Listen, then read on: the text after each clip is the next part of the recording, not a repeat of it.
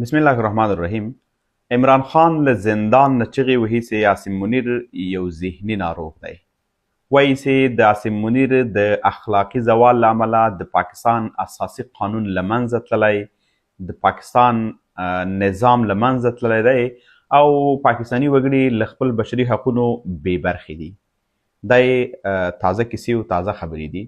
ده زیاته کړې ده چې عمران خان ویلي دي چې زه او میرمن مې د عاصم منیر د بې ځایه تورونو له امله په زندان کې پراته یو او ډیره سخته ذهني شکنجه راکول کیږي. دی وایي چې 4 اونۍ کیږي چې هیڅ چا سره مې لیدل کتل نه دي کړي او هیڅ وکیل سره د کورنۍ غړي سره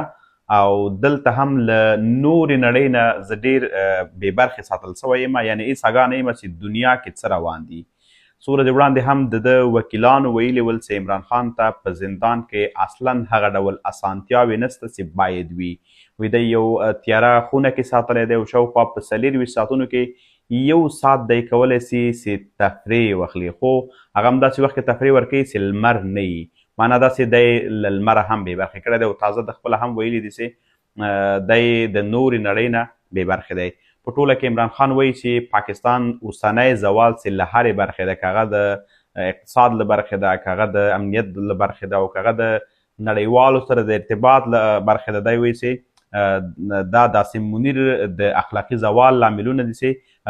قیمت به یا بیه به پاکستان پرې کوي. د وار وار په عاصم منیر باندې ډول ډول تورونه کړي او دی هم ویلي دي چې زه او میرمن مې دواړه د عاصم منیر د بې ځایه تورونو له امله دلته په زندان کې ورځې شپې تیروو، حتی په میاشتو په هفتو له خپلو کورنیو غړو سره نسو کتلی. په دې وروستیو کې رښتیا هم د پاکستان امنیت ډېر بې خونده سوی دی،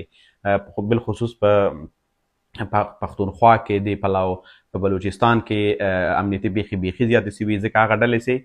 د پاکستان د پوځ نورو مشرانو روزلې وې اوس د عاصم منیر په مشرۍ کې دا ټول د دوی له واګې وتلي دي او بیرته یې په همدو باندې فایل کړی دی.